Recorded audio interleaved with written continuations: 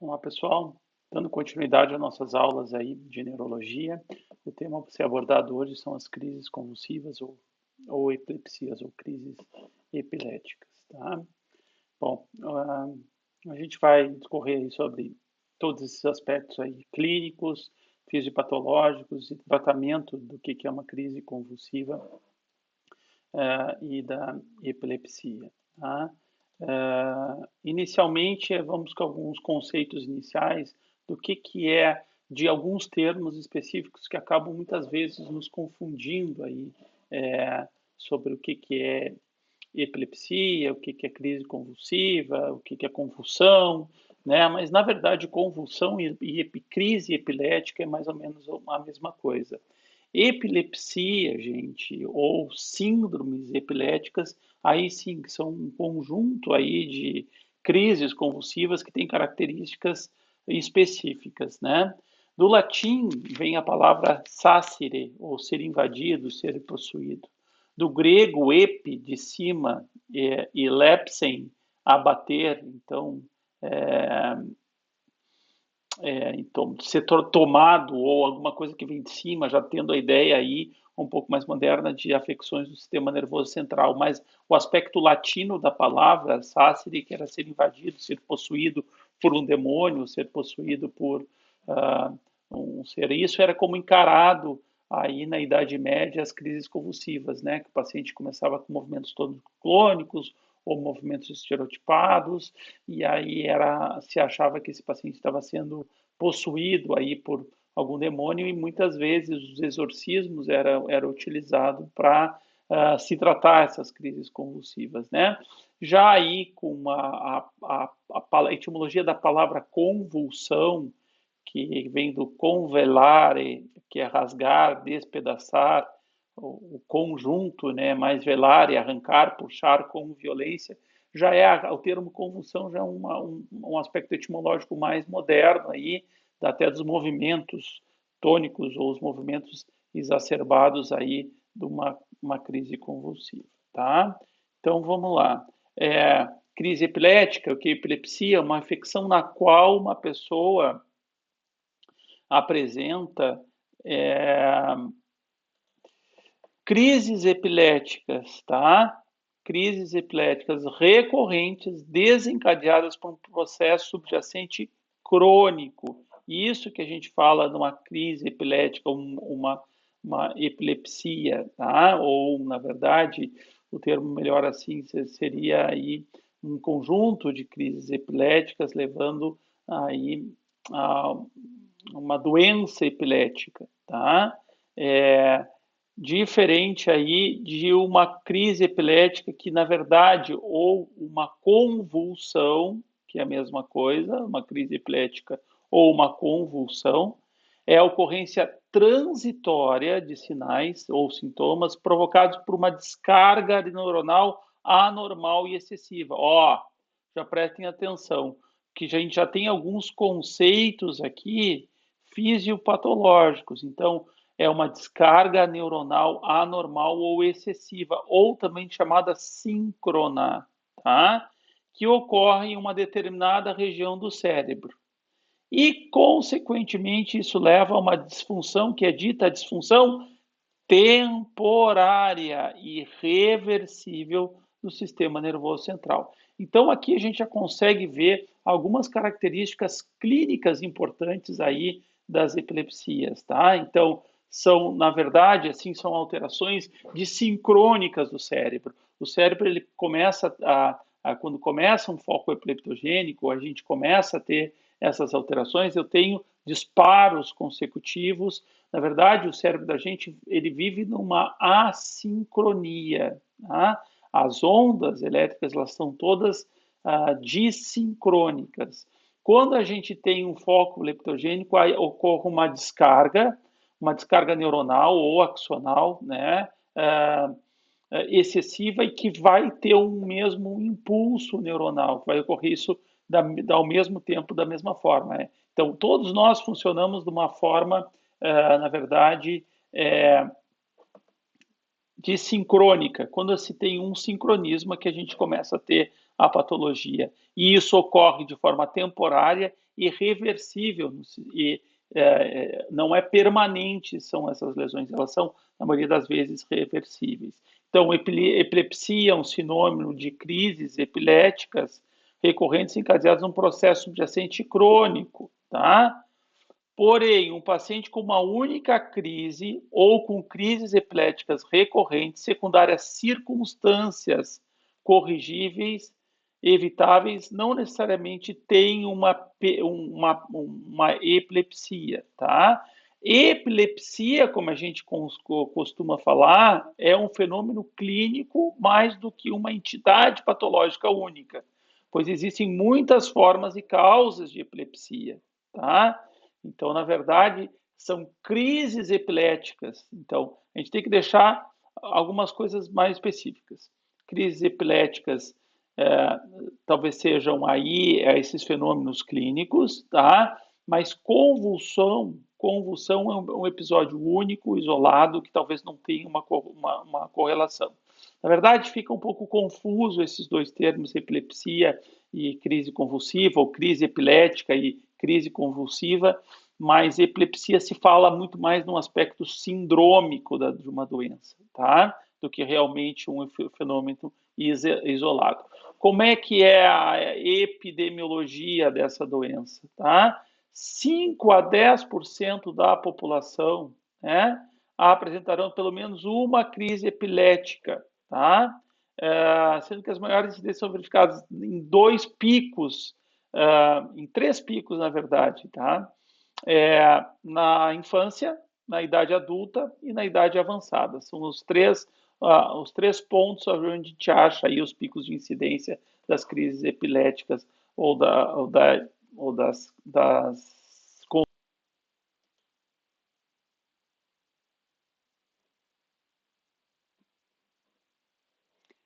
Mas fica claro, então, que na verdade, assim, dependendo aí uh, do que se é uma epilepsia, uma crise convulsiva, né, ou uma crise epilética, a incidência acaba mudando, né? A incidência da infecção da doença, na verdade, quando a gente emprega o termo crise epilética não provocada, a incidência cai de 0,3 a 5% em diferentes populações do mundo, né? Mas a prevalência é de 5 a 10 pessoas a cada 100 mil acontece esses episódios, tá? Então, na verdade, para que a gente não se confunda muito, o fundamental aqui, na verdade, é a gente conseguir classificar esses tipos de epilepsia, como é que a gente, até para a gente poder ter um tratamento mais específico para essas afecções. Então, o ILA, que é a International League Against Epilepsy, tem um practical clinical definition, e aí, na verdade, isso acaba levando aí para algumas definições importantes e algumas orientações específicas, né, para o tratamento aí da epilepsia, porque na verdade a gente determinar o tipo de crise é fundamental para organizar a abordagem diagnóstica sobre as etiologias específicas e também a gente saber orientar o tratamento aí, na verdade fornecendo informações, né, sobre até o prognóstico. E é com esse intuito que é a classificação e a terminologia da International League Against Epilepsy fornece aí essa classificação das epilepsias, tá? Esse sistema, na verdade, se baseia nas manifestações clínicas das crises epiléticas e nos achados eletroencefalográficos associados às outras características, associados a algumas outras características aí dessas crises. Então, quem quiser ir mais a fundo, quem quiser ler um pouco mais sobre essas classificações, é interessante, depois eu vou disponibilizar para vocês o artigo. Mas o ILAE, na verdade, classifica essas crises epiléticas em 3 pontos. As crises, elas podem ser crises focais, tá? Elas podem ser as crises também ditas crises generalizadas, né? E as focais podem ser ainda como tendo características motoras, sensoriais, autonômicas, cognitivas ou descognitivas, que a gente vai ver essa classificação mais específica daqui a pouco. E as generalizadas, a gente pode ter lá ausências típicas, as atípicas, as tônico-clônicas, as clônicas, as tônicas, as astônicas, atônicas, as mioclônicas. E ainda podem ser generalizadas ou, na verdade, com focais com generalizações secundárias, né, os espasmos epiléticos, que também são crises específicas aí, tá? Então, vamos começar com as crises focais. A gente acaba falando aí sobre crises focais, sobre dois tipos específicos de abordagem dessas crises focais. Essas crises focais, elas podem ser ditas crises focais sem manifestações descognitivas e crises focais que a gente diz com manifestações descognitivas. A gente já vai entender especificamente o que é uma coisa e o que é as alterações descognitivas, então, tá? Então, vamos lá. Na verdade, essas manifestações, sem manifestações descognitivas, são sintomas primários motores, sensoriais, autônomo ou psiquiátrico, né? Sem comprometimento, na verdade, da cognição. Isso que marca essas crises focais sem manifestações cognitivas, né? Então, a gente pensa, eu tenho lá uma área específica do cérebro aonde eu vou ter um foco irritativo. Aqui não importa muito a causa, a etiologia, pode ter sido um trauma, pode ter sido uma lesão cortocontusa, pode ter sido uma lesão penetrante, pode ter sido uma sequela de um AVC, pode ter sido um AVC hemorrágico, pode ter sido um tumor. Mas esse foco, essa lesão, causa esse sincronismo. Tá? E especificamente aqui, quando a gente vê o homúnculo, essa lesão está restrita a uma mão. Né? Então, os sintomas motores vão estar muito correspondentes. É aquele paciente que começa com um sintoma motor na mão, ou começa no rosto, ou começa numa perna, tá? Então, olha lá, o início do sintoma motor, como a gente vai ver aqui, vou passar o videozinho para vocês, desse paciente que apresenta uma crise focal aí, tá? Especificamente do membro inferior. Então, ele está essa área, esse foco epileptogênico, ele está bem associado aí a essa área motora do pé, por exemplo, né? Isso é uma crise convulsiva focal, que a gente chama. A gente não consegue ver muito o rosto do paciente, tá? Mas ele não tem alteração da consciência, ele está completamente alerta aí, mas mantendo esses movimentos clônicos aí que a gente diz, tá? Aqui um outro exemplo aqui, né? O paciente está muito bem, né? Tá tendo, começou com um tique aí, né? A verdade é um tique ou é uma crise convulsiva? E que ela não perde a consciência, ela não tem uma alteração do nível de consciência, né? Que é muito importante aí nesses diagnósticos diferenciais iniciais. Aqui outros exemplos, que a paciente vai fazer outro episódio, outro episódio tônico, né, clônico, mas na verdade aí, mas completamente consciente, tá? Então, de novo, aí que a gente pode ter essas alterações específicas aí, quando a gente fala dessas alterações motoras, desses focos epileptogênicos ou essas crises focais sem manifestações descognitivas. É importante ressaltar também, tá, gente, que aqui o que pode acontecer secundariamente aí é logo após uma crise motora, focal motora, os pacientes podem apresentar uma coisa chamada paralisia localizada, uma paralisia de TOD, né? Durante alguns minutos, até algumas poucas horas, a região acometida, por exemplo, se foi o membro inferior, ele pode ficar parético, tá? Ele pode ter uma alteração da motricidade. Então, isso chama paralisia de TOD, que é consequência, na verdade, da descarga excessiva, da descarga neuronal excessiva, tá? Ainda pode, algumas crises podem durar aí algumas mais do que minutos, mas algumas horas, tá? E às vezes essas crises também epiléticas podem ser ditas epilepsia parcial contínua, tá?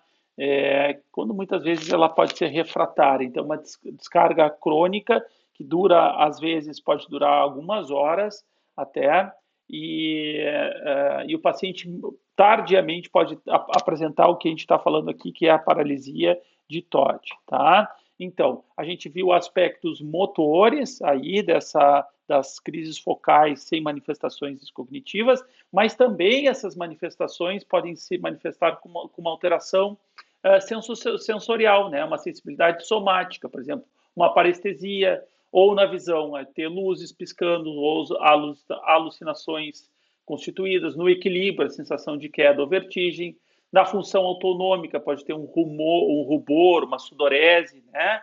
Então, as crises focais que vêm aí da parte sensorial do giro pós-central podem ter todas essas características também. Então, fica muito correlacionado, vocês se deram conta aí, a que área do cérebro é cometida, aonde está ocorrendo esse foco epileptogênico, tá? Outro exemplo importante, então, aí, na verdade, são as alterações aí, por exemplo, no frontal ou no lobo temporal, que também pode causar as alterações na audição, como a gente está vendo aqui, né? Então, se eu pego especificamente o córtex auditivo, eu posso ter até alucinações, escutar sinos, escutar alterações, e isso não é um distúrbio psiquiátrico, né? Alterações no olfato, né? Ter cacosmia, ter a perversão do olfato, sentir uma alteração do cheiro do ambiente que não é o normal, tá? A audição, a função cortical superior, sintomas psíquicos também podem estar alterados, sintomas gustatórios podem estar alterados. Então, se a gente pegar mais a região frontal, até o aspecto cognitivo desses pacientes podem estar alterados, tá? Então, às vezes, o cheiro de borracha queimada ou querosene, sons grosseiros e altamente complexos podem acontecer, às vezes até vozes, né? Às vezes uma sensação epigástrica, dor no estômago, dor no tórax, dor na cabeça, né? E alguns pacientes ainda descrevem alguns sentimentos singulares, né? Como o medo, sensação de mudança iminente, de dissociação, muitas vezes, e aí vem as alterações aí das funções corticais superiores que a gente fala, medo, as ideias de dissociação, as ideias de déjà vu, que na verdade é uma coisa que é uma experiência que a gente acha que já teria vivido, micropsia, ver as coisas pequenas, ou macropsia, ver grandes objetos ou pequenos objetos, né? Eventos internos, subjetivos, aí muitas vezes pode acontecer, né? Na verdade, isso pode muitas vezes até ser designado como auras, né? Pré-crises convulsivas ou crises focais, digamos assim. Tá? Já as crises, então a gente viu todas essas crises que elas não têm uma alteração da cognição especificamente, tá? Elas não têm essa alteração, o que a gente chama alteração descognitiva.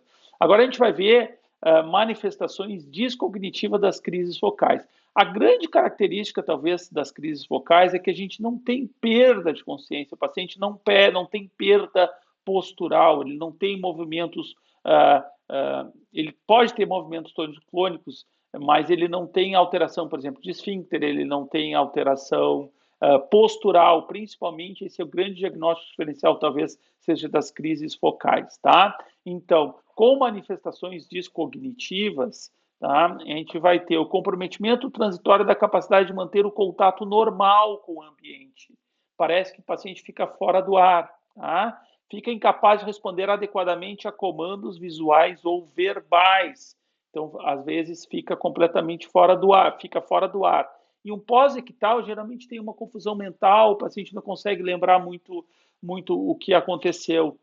E essas crises, elas têm uma característica que é essa parada brusca, acompanhada de alguns automatismos. Por exemplo, o paciente começa com sintomas de mastigar, ou parece estralar lábios, né? Ou deglutir, ou ter o episódio de ficar como se eu tivesse aqui, piscar os olhos também, né?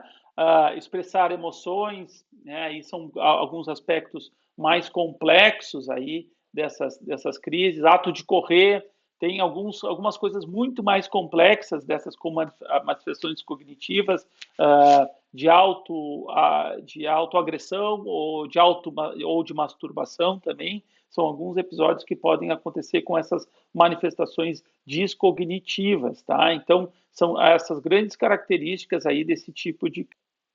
Então, aqui na verdade, para mostrar para vocês aqui algumas alterações descognitivas aqui, algumas crises focais descognitivas.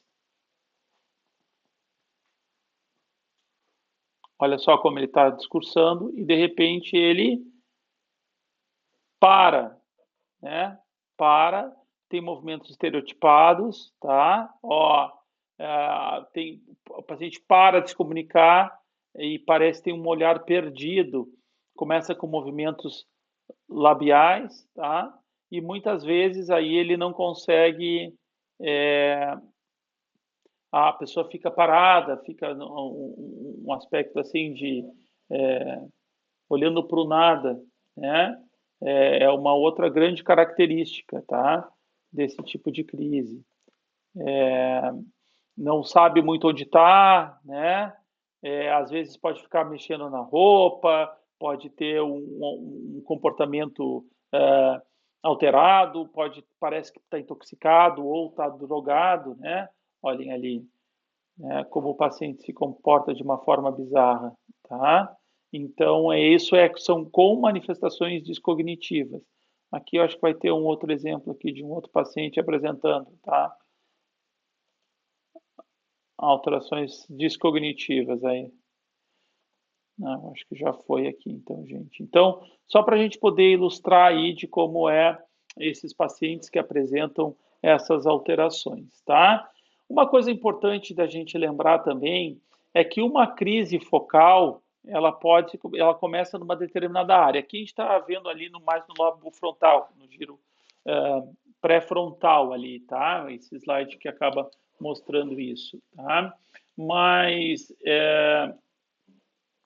eventualmente essas crises elas podem então começar aí de uma crise focal e fazer o que a gente chama de uma generalização, vai fazendo uma despolarização ou na verdade movimentos sincrônicos, vai começando numa área e aí ela acaba tendo todo o cérebro tomado. Isso caracteriza uma crise generalizada, né? Na verdade, ela tem origem em um ponto do cérebro, mas ocupam rapidamente ambos os cérebros, e aí que a gente tem a perda postural, a gente tem a perda de consciência, a gente tem até a alteração do nível de consciência, que caracteriza aí as crises generalizadas, né?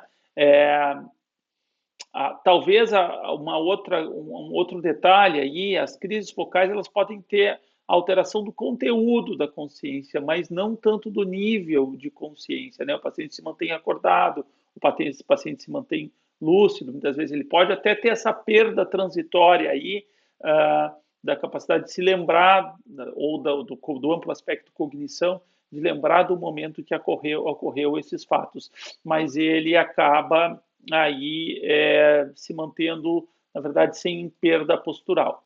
Bom, já as crises aí, então, as ditas crises generalizadas, né, elas podem ser subdivididas ou subclassificadas aí em crises de ausência, crises tônico-clônicas, crises tônicas, crises clônicas, crises atônicas e crises mioclônicas. A gente vai ver as características clínicas de cada uma delas agora na sequência.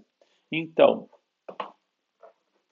as crises de ausência, tá? Então, na verdade, as crises de ausência, elas se caracterizam por lapsos breves e curtos da alteração de consciência, sem perda do tônus postural. Isso é importante. Ela é parecida até um pouco com a descognitiva, tá?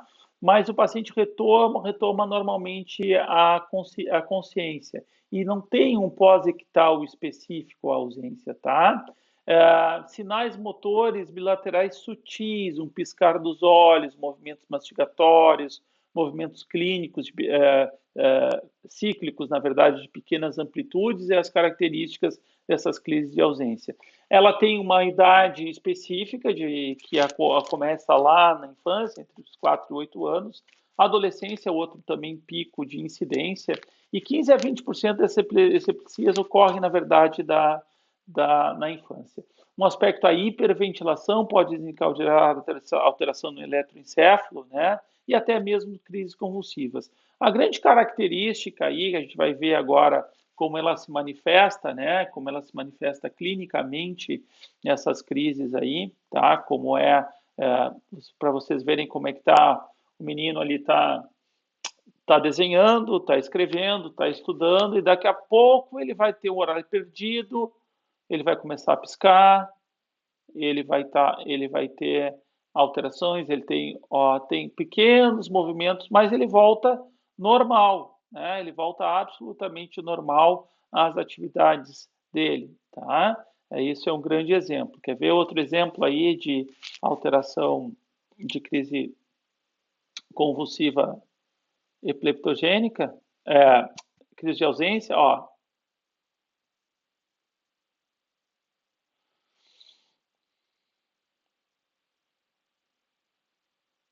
É, Ó, pequenos movimentos na mão, a pessoa parece que está, então, sonhando ou parado acordado, né? Na verdade, pode durar uns 15 segundos. Olha, pequenos movimentos na mão e volta absolutamente normal às suas atividades anteriores, tá? Uma grande característica das crises de ausência é que ela tem essas alterações, ela se apresenta no eletroencefalo como descargas em ponta onda, generalizadas de 3 Hz, tá? Então essa é uma das características mais marcantes aí das crises generalizadas, dizendo crises de ausência.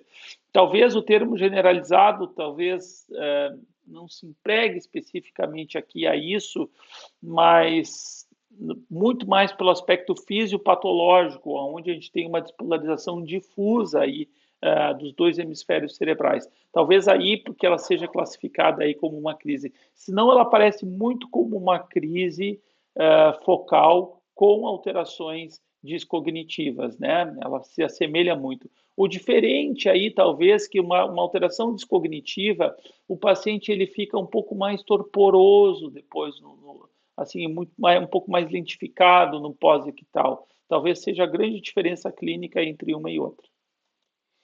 E muitas vezes esse diagnóstico não é feito nem pelos pais, é feito na escola. Na verdade, essas crianças começam a ter perda do rendimento escolar, ou a gente diz que elas têm os devaneios que ficam paradas, ficam sem é, é, ou perdem aí a capacidade de atenção, né? E aí confunde muitas vezes com tal de déficit de atenção e hiperatividade, tá? Ainda tem um subtipo das crises de ausência, né? Que na verdade a gente falou que essas crises de ausência, a gente acabou de falar nesse tipo de crise de ausência, a gente diz que esse tipo de crise de ausência é a crise de ausência típica, tá? Existem ainda crises de ausências do tipo atípicas, né? Que na verdade elas exibem características que distinguem as manifestações clínicas eletrofisiológicas das crises típicas, né? Ela tem a perda de consciência, tem duração maior, e o início e o fim menos abrupto. A crise geralmente ela pode acompanhar de sinais motores mais evidentes, e tem alguns aspectos de lateralização. O eletro, na verdade, nessas crises, ele tem um padrão um pouquinho mais generalizado de ponta-onda e uma frequência um pouquinho menor, de 2,5 por segundo, hertz por segundo, tá? E além de alguns outros tipos de atividade anormais que apresentam esses elétrons, né? Essas crises de ausência, né, elas costumam estar associadas na verdade, a funções estruturais ou multifocais aí, tá? Ou na verdade muito mais estruturais aí do parênquima cerebral, tá? Que mais que eu posso falar? Essas ausências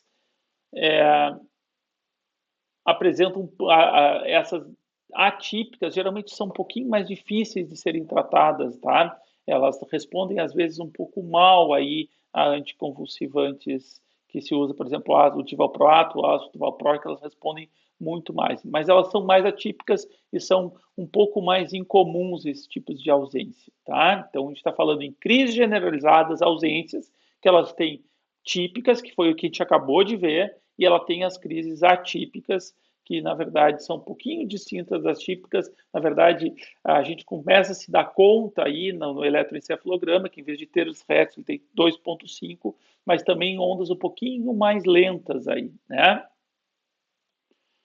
Bom, então chegamos nas mais comuns, as crises tônico-clônicas. 10% de todas as crises epiléticas, tá? 10% de todas as crises são as tônico-clônicas. Comum dos distúrbios metabólicos, por isso que é tão comum a gente ver essas crises. E aqui talvez onde a gente tem que prestar mais atenção no cenário clínico geral para a gente começar a realmente fazer diagnósticos diferenciais. O início geralmente dessas crises é abrupto, tá? E geralmente a gente tem nelas áureas estereotipadas. O que acontece nas tônicas ou até nas tônico-clônicas, a gente tem o grito ectal, que na verdade quando começa, como é muito abrupta essa crise, como ela é muito intensa essa crise, quando o paciente começa a ter essa crise, ele faz uma contração diafragmática, ele faz uma contração abdominal e isso leva ao grito. Essa crise é tônica, e a tonicidade faz, na verdade, uma constrição difusa, ele paciente começa a apresentar, então, o que a gente chama de cianose, tá? Pode ter obstrução das vias aéreas, tem perda de esfíncter. É a crise clássica que a gente conhece. Tem flacidez muscular, tem salivação excessiva, tem alteração de quiescência pós-ictal, e talvez isso seja um grande aspecto no achado de diagnósticos diferenciais. E essa alteração muitas vezes pode ser prolongada, tá? Gente, aqui, ó, para vocês orientarem os pacientes, quando um paciente está numa crise convulsiva tônico-clônica ou tônica, ninguém engole a língua, tá? Ninguém vai morrer sufocado pela língua. A crise convulsiva raramente pode levar a óbito um paciente, tá? Então, vamos prestar bastante atenção até para a orientação dos nossos pacientes. Nunca ponham a mão na boca de ninguém para puxar a língua. O que a gente faz, a gente protege a via aérea desse paciente. A gente põe esse paciente num momento confortável, né? Para ele não se debater, para ele não se machucar. É isso que a gente vai fazer. Já tem relatos de ter lesões graves em mão ou em dedos quando os familiares tentam aí evitar que o paciente engula a língua, o paciente tenha se sufoque, tá? Essas crises elas são autolimitadas, a não ser que se entre num mal convulsivo, que é uma crise seguida de outra, uma crise seguida de outra, que a gente realmente vai fazer uma lesão hipóxia-isquêmica ou alterações circulatórias ou cardiocirculatórias mais proeminentes. Do contrário, essas crises elas acontecem, elas são autolimitadas e o paciente acaba recuperando. Então, dicas na orientação aí dos pacientes, tá? Então, aí um exemplo de uma crise, o paciente monitorizado, escrevendo bem, né? E aí ele vai dar, não sei se vai dar para escutar o grito ictal dele, tá? Acho que sim. Isso que eu queria mostrar para vocês. Então, é súbito, acontece de forma súbita, tá? E o paciente faz, ó, ele começou talvez ter uma crise focal, agora generalizou. Ó, esse que ele faz aí, ó, isso é o grito ictal.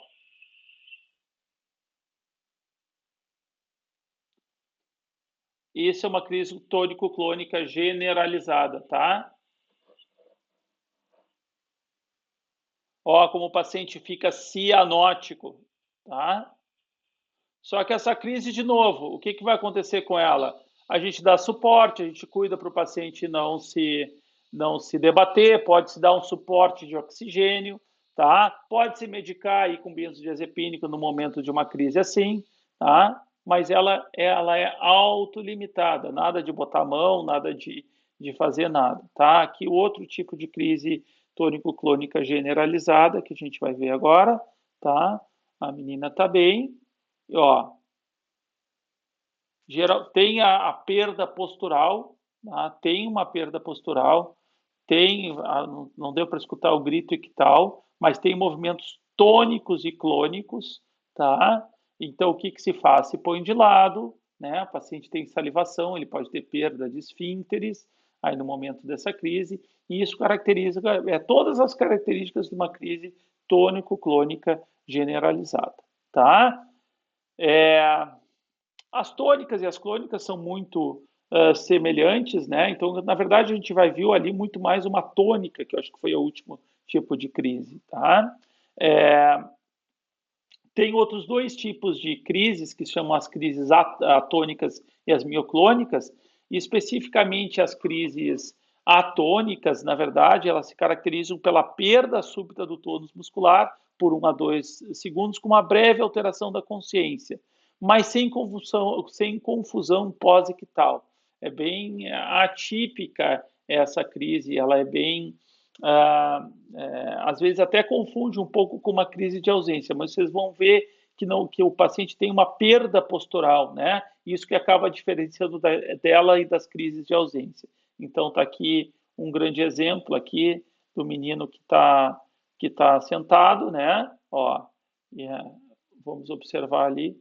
Ó, isso é uma perda postural, tá? Teve uma perda postural, volta ao normal, talvez uma leve, mas levíssima alteração da consciência, tá? Mas não é um pós-ictal prolongado. Tá? E as crianças se assustam muito aí com esse tipo de crise, tá? E, por último, as crises mioclônicas, né? Que é a contração muscular súbita e breve, que pode comprometer uma parte ou todo o corpo.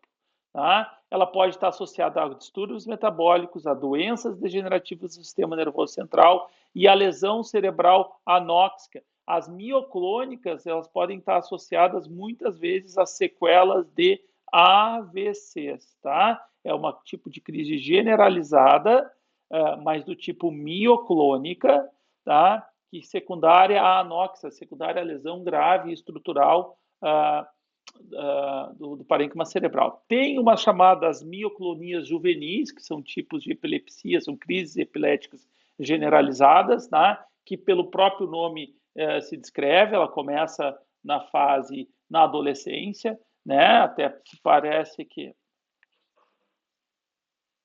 as crises convulsivas mioclônicas, o paciente está muito bem e tem esses espasmos mioclônicos. Isso às vezes pode ser no amanhecer, que esse paciente tem essas mioclonias, tá? Geralmente essa é a característica, tá? Acho que tem outra mioclonia aqui agora, tá? Mas geralmente sem alteração da consciência, tá? Daqui a pouco.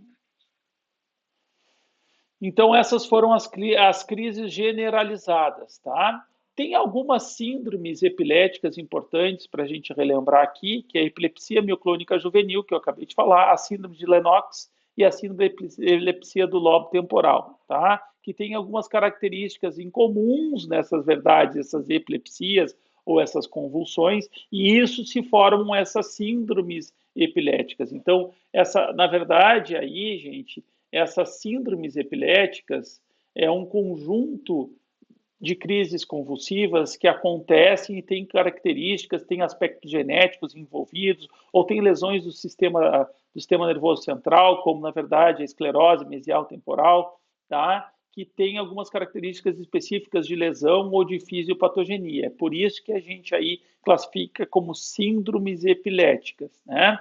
Na verdade, a gente tem que ir atrás da fisiopatogenia de todas essas crises, das mioclonias, das atônicas, das tônico-clônicas, das crises de ausências, poder caracterizar e poder tratar especificamente. Mas essa classificação do ILA, ela traz essa dicotomização importante para a gente pensar no diagnóstico e no diagnóstico até evolutivo dessas doenças e nos tratamentos como consequência. Tá?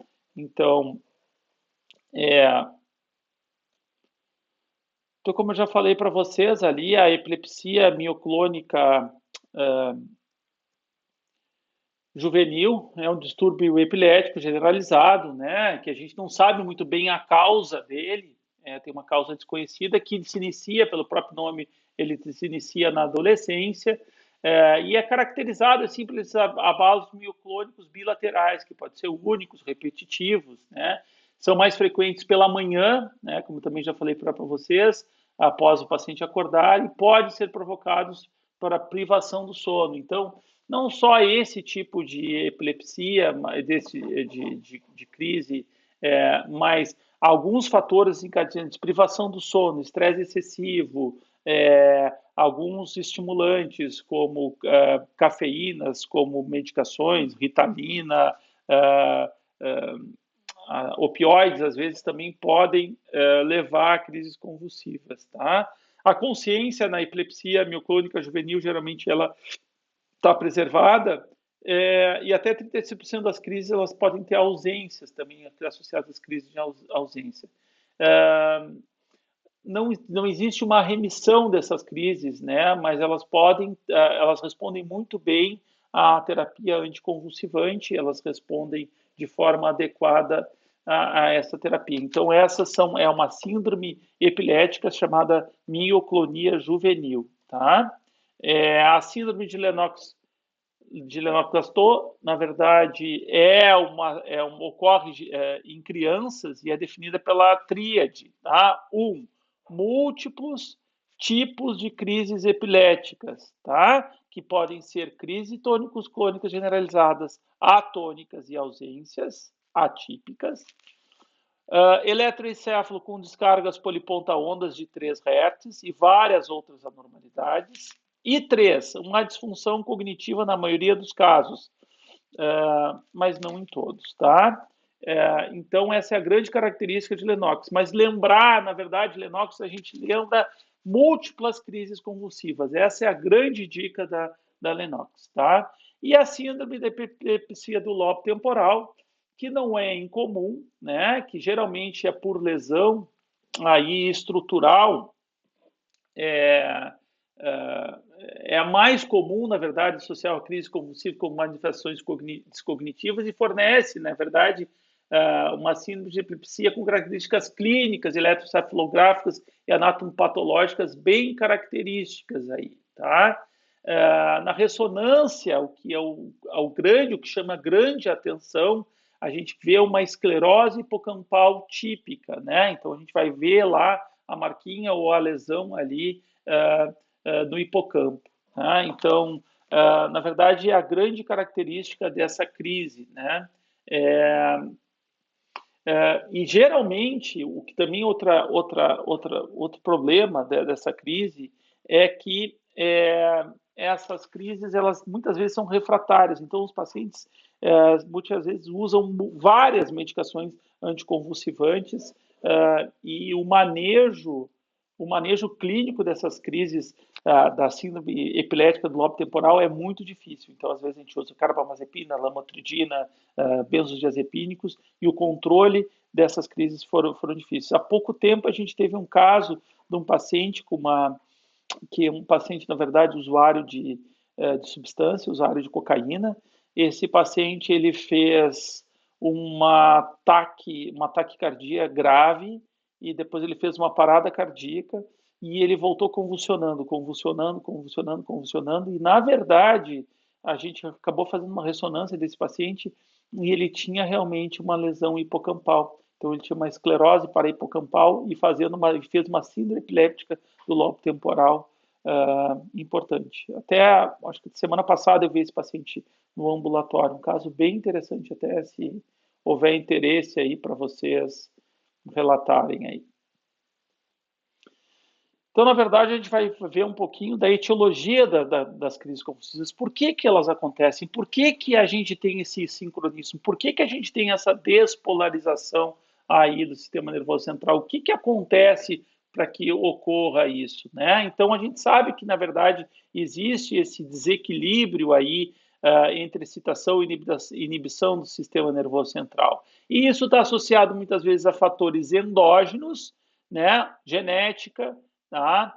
Que leva a um menor limiar para a crise. Tá? E aí está associado na infância, muitas vezes, a tal da crise febril, que pode ser o paciente que teve uma crise convulsiva febril pode desenvolver uma epilepsia no futuro, tá? E a gente, óbvio que tem lá fatores estruturais, ó, a estrutura do parênquima cerebral está alterada, eu tenho uma alteração num giro, eu tenho uma alteração num sulco, eu tive uma lesão traumática, eu tive um AVC isquêmico, eu tive uma hipóxia perinatal, eu fiz uma atrofia do parênquima cerebral, eu tenho um cisto na região temporal, eu tenho um cisto na região occipital ou na região frontal. Tá? Então, essas alterações estruturais, e já fazendo um gancho aqui para vocês, de que na investigação desses pacientes a gente tem que ter uma neuroimagem, tá? A gente tem que ter uma imagem desse paciente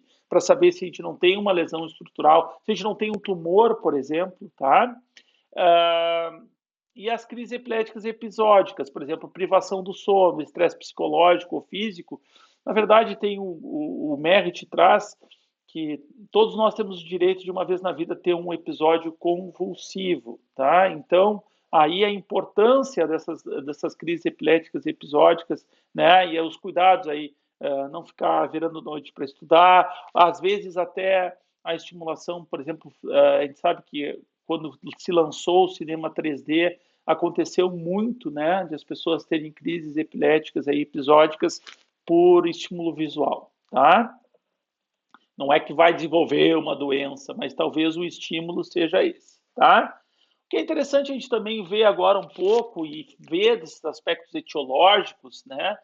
Como é que se comporta nas diferentes faixas etárias aí, as etiologias das crises epiléticas, tá? Então, a gente tem nos recém-nascidos menores de um mês a hipoxemia, que eu falei para vocês, né? Então, ver na história pregressa desse paciente como é que foi o parto, se houve alguma alteração, por exemplo, tocotrauma, se é um prematuro, né? Ver se ele não fez uma hemorragia intraventricular, meningites, infecções do sistema nervoso central, distúrbios metabólicos, os distúrbios infecciosos, né? As torches aí, tá? A abstinência a drogas, mães adictas, isso é muito comum de a gente ver na UTI neonatal, tá?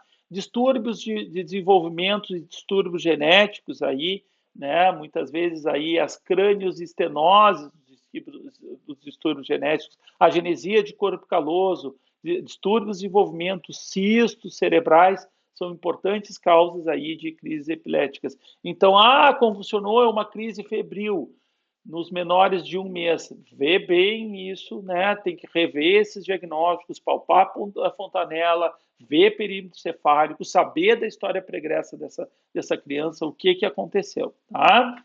Lactantes e crianças de mais de um mês e menos de 12 anos, tá? Então, as crises febris, na verdade, que se acredita, na verdade, a crise febril por uma imaturidade do sistema nervoso central, da alteração, tem um fator genético associado, mas também tem um fator aí de não maturidade do sistema nervoso central, e na verdade não é a crise, não é a febre, mas na verdade talvez seja a queda abrupta da temperatura que leva a essas crises febris, tá?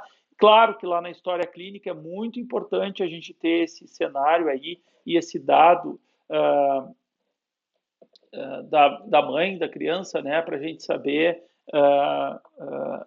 esses outros dados. Distúrbios genéticos, síndromes metabólicas degenerativas, infecções do sistema nervoso centrais, meningites são muito comuns nessa época, tá? Distúrbios de desenvolvimento, traumas cranianos, tumores são muito mais raros, né? E geralmente o tumor sólido mais comum na infância são os tumores da fossa posterior, e geralmente fossa posterior não costuma dar crise convulsiva, tá? Cerebelo não é um órgão que faça epileptogênese, tá?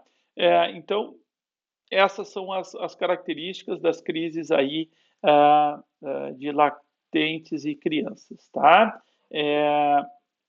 Adolescentes de 12 a 18 anos, trauma de longe é a causa de crise convulsiva, distúrbios genéticos, infecções, tumor cerebral um pouquinho, mais ainda os tumores estruturais, aí os tumores das células de tentação, os gliomas, podem ser já porém menos incomuns, mas podem ser, tá? O uso de drogas e causas idiopáticas, muitas vezes a gente não consegue descobrir a etiologia dessas crises epiléticas aí. Tá? Cada vez mais comum isso daqui, tá? No nosso meio, infelizmente. Adultos jovens, só direto trauma, abstinência a álcool, drogas ilícitas, tá? Então, como o paciente que eu relatei para vocês, o paciente usuário de drogas ilícitas, uso de cocaína, fez um ataque cardíaco, fez um AVC isquêmico aí, né? E aí, consequentemente, ele fez lesão aí parenquimatosa e levou uma crise convulsiva do lobo temporal. Tumores cerebrais também, né? Apesar de idade, mas a gente sabe que existe as coisas precoces e idiopáticas também sempre tem essas causas, tá? Adultos com mais de 35 anos, né? Aí vem. No nosso meio, gente, a gente tem que pensar sempre em doença cerebrovascular, tá?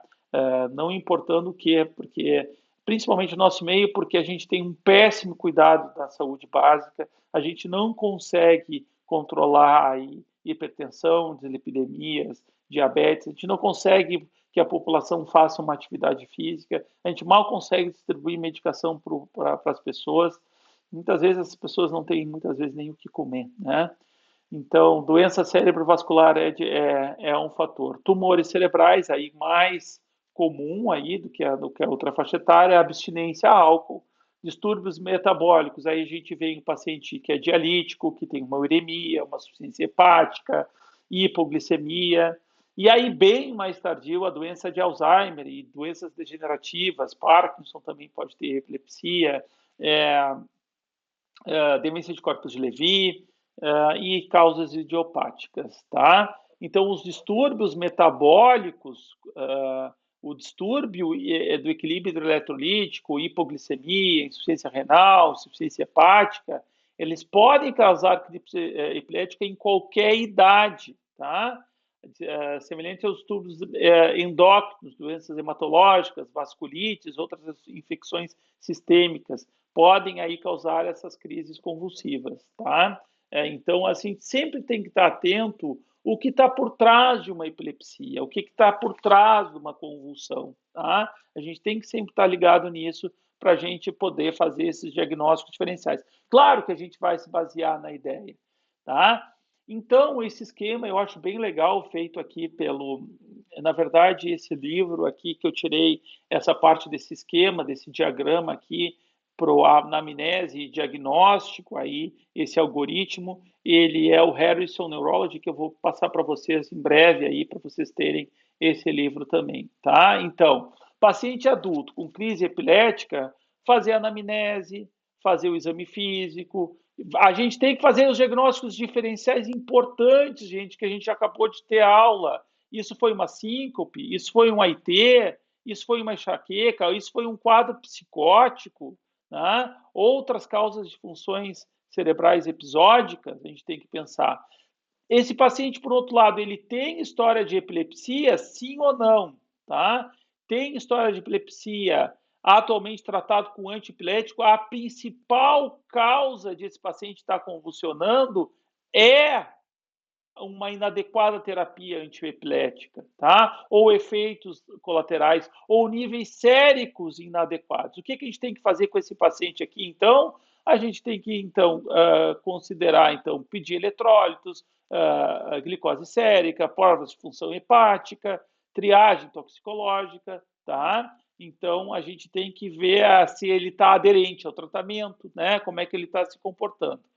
Por outro lado, aí, se tudo está normal, a gente tem que ver, na verdade, os níveis, se não estão subterapêuticos aí, se os níveis não estão baixos, se os níveis terapêuticos anticonvulsivantes estão normais, né? Então, a gente tem que pensar em associar drogas ou aumentar a droga já que está se usando, tá? Se alguma dessas coisas vierem anormais, tá?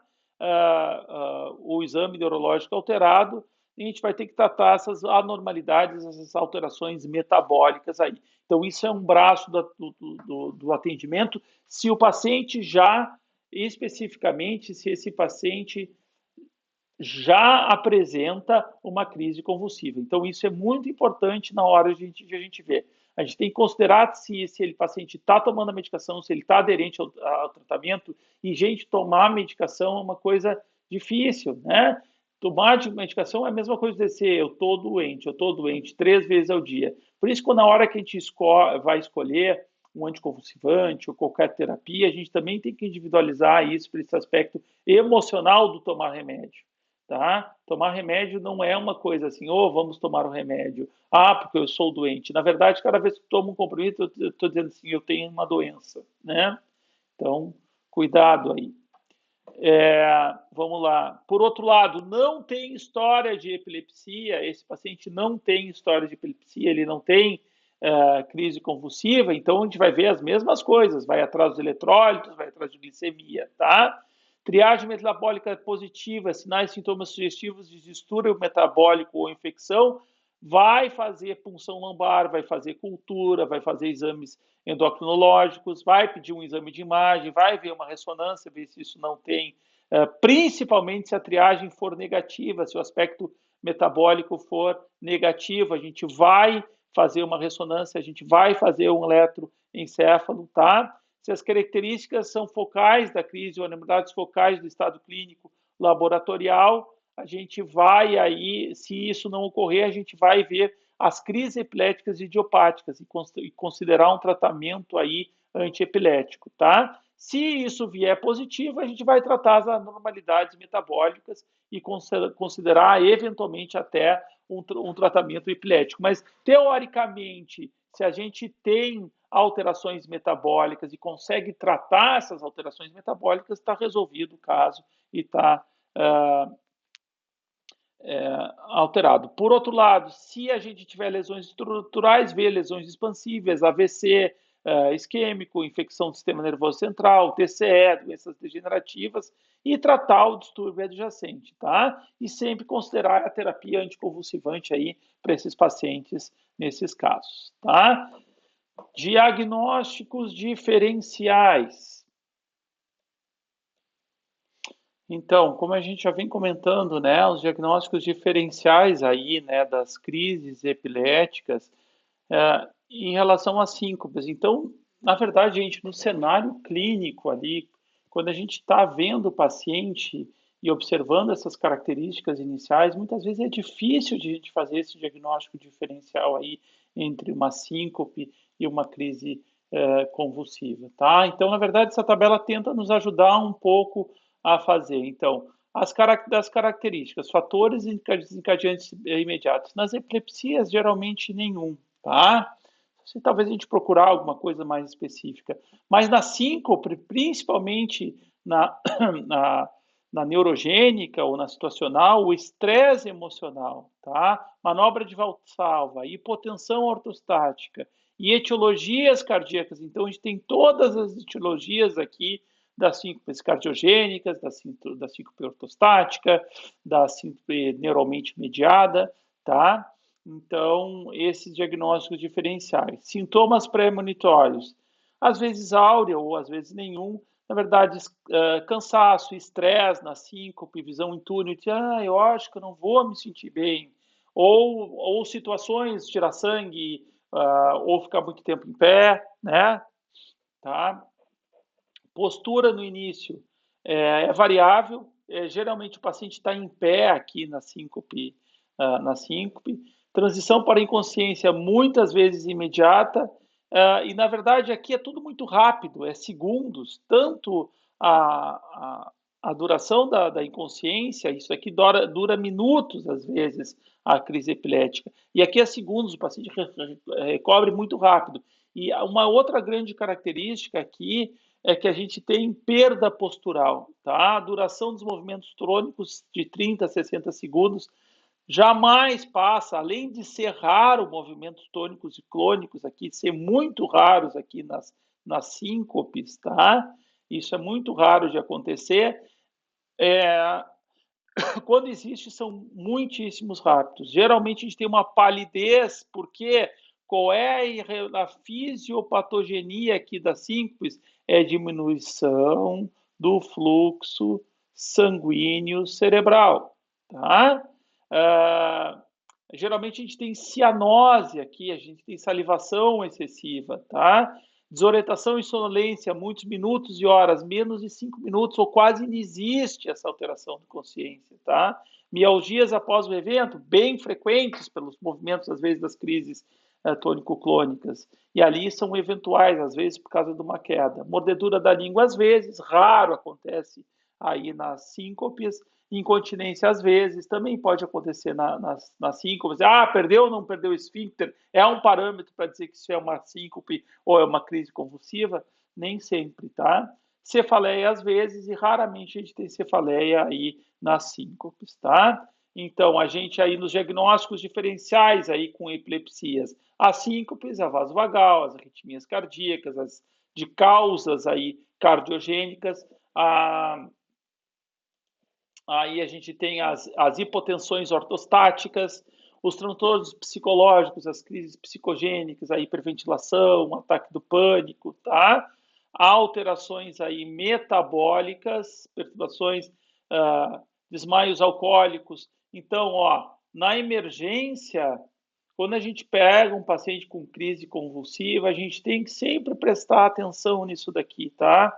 Ó, a hipoglicemia é um dos principais fatores de crise convulsiva tônico-clônica generalizada. Ou, na verdade, os desmaios alcoólicos também, né? O paciente fica tem a síncope. A hipoxemia também levando aí a alterações do nível de consciência e às vezes até crises convulsivas mesmo, tá? Drogas psicoativas, alucinógenos, enxaqueca, tá? Enxaqueca funcional, enxaqueca basilar, acidentes isquêmicos transitórios, distúrbio dos movimentos, tics, as mioclonias, ah, ver especificamente nas crianças episódios de perda de fôlego, enxaqueca com dor abdominal, vertigem paroxística benigna, apneia, terrores noturnos, às vezes, né? Acordar chorando, acordar aterrorizado, e o sonambulismo, daí como os diagnósticos diferenciais das epilepsias, principalmente quando a gente está falando aqui em focais com alterações cognitivas, tá? Vamos especificamente, então, agora para o tratamento, como a gente trata aí as crises convulsivas, a gente vai ter drogas específicas aí para cada tipo de epilepsia, por isso que é tão importante a gente conseguir classificar e a gente conseguir determinar aí o tipo específico de crise convulsiva ou de epilepsia, para a gente poder aí pensar no tratamento específico dessas. Na verdade, o que acontece aí? Como é que é o mecanismo de ação aí dos fármacos antiepiléticos, né? Esses agentes antiepiléticos, as drogas antiepiléticas, elas atuam basicamente bloqueando o início da propagação da crise epilética, né? Na verdade, ocorre por diversos mecanismos que modificam a atividade dos canais iônicos dos neurotransmissores, tá? Eles possuem, na verdade, efeitos pleiotrópicos, e o mecanismo inclui aí a inibição dos potenciais de ação dependentes do canal de cálcio de maneira dependente na frequência, por exemplo, então, a fenitoína, a carbamazepina, a lamotrigina, o topiramato, fazem essa ação aí de inibição dos potenciais de ação dependentes de sódio, tá? Ou inibição dos canais de cálcio dependentes, voltagem dependentes, que a gente chama, tá? Que é a fenitoína, a gabapentina e a pregabalina, tá? Ou atuam na atenuação da atividade do glutamato, e aí a gente pensa na lamotrigina, no topiramato, como as principais drogas. Ou potencialização da função dos receptores GABAérgicos, né? Como os benzodiazepínicos e os barbitúricos, tá? E uma terceira forma, e aumentando a disponibilidade desses neurotransmissores de GABA, tá? Que aí que tem ação o ácido valproico, a gabapentina, especificamente. E a modulação da liberação das vesículas sinápticas, que é o levetiracetam, tá? Dois fármacos mais eficazes nas crises de ausência, o ácido valproico, provocam aí a inibição dos canais de cálcio, ali a toxosamida também, do tipo T em neurônios talâmicos, tá? É, a gente tem uma grande gama de drogas antiepiléticas aí, tá? Mas não existem ainda fármacos que impeçam a formação do foco epileptogênico após uma lesão no sistema nervoso central. O desenvolvimento, talvez, de agentes antiepileptogênicos, né, que formam, na verdade, que evitem a formação das crises convulsivas, podem realmente inibir. Existem de mais modernos, estão no tratamento, na verdade, a estimulação cerebral, cortical ou subcortical, que na verdade é o princípio um pouco do DBS, que pode modular. Então, na verdade, o paciente seria continuamente monitorizado por uma placa implantada na região cortical ou no foco epileptogênico, e quando há o disparo aí epileptogênico, acaba fazendo com que o paciente receba aí uma descarga e iniba a evolução aí dessas crises convulsivas, tá? Então, tratamento específico, droga, tipo de crise, tônico-clônicas de início generalizado, a primeira linha, ácido valproico, lamotrigina e topiramato, as focais, lamotridina, carbamazepina, as ausências típicas, ácido valproico de longe, tá? As ausências atípicas, também ácido valproico. Ácido valproico, na verdade, é um grande coringa para todas as crises convulsivas. Ele pode, a não ser nas focais, que é a carbamazepina, pelo poucos efeitos colaterais comparado com a lamotrigina, seja a principal droga, mas o ácido valproico serve para qualquer uma das drogas. Quando, por outro lado, a gente tem lesões estruturais do parênquima cerebral, talvez a fenitoína seja uma droga de escolha, aí, principalmente quando a gente tem aí as lesões penetrantes no sistema nervoso central, ou muitas vezes pós-cirurgia, pós-intervenção cirúrgica, ou pós-ferimento cortocontuso, ou penetrante do sistema nervoso central. Tá? Um outro aspecto importante de a gente rever agora, e principalmente para vocês que logo, logo vão estar aí nas portas de pronto-socorro atendendo os pacientes, é o estado de mal epilético, que na verdade se caracteriza por crises epiléticas contínuas e crises distintas, repetitivas, tá? Na verdade, ou é uma crise contínua ou ela tem um intervalo muito curto, dando a ideia de uma crise contínua, tá? Como é que é a duração de 15 a 30 minutos é o estado de mal, duração das crises leva ao uso, a gente tem que usar a terapia aguda de anticonvulsivantes para evitar que ocorra um efeito deletério nesse parênquima cerebral, tá? O estado de mal convulsivo epilético generalizado por mais de 5 minutos, tá? Então, o que a gente faz aí no estado epilético tônico-clônico em adultos? A primeira ação, a primeira ação ou a primeira droga de ação são os. Espera aí, só um pouquinho.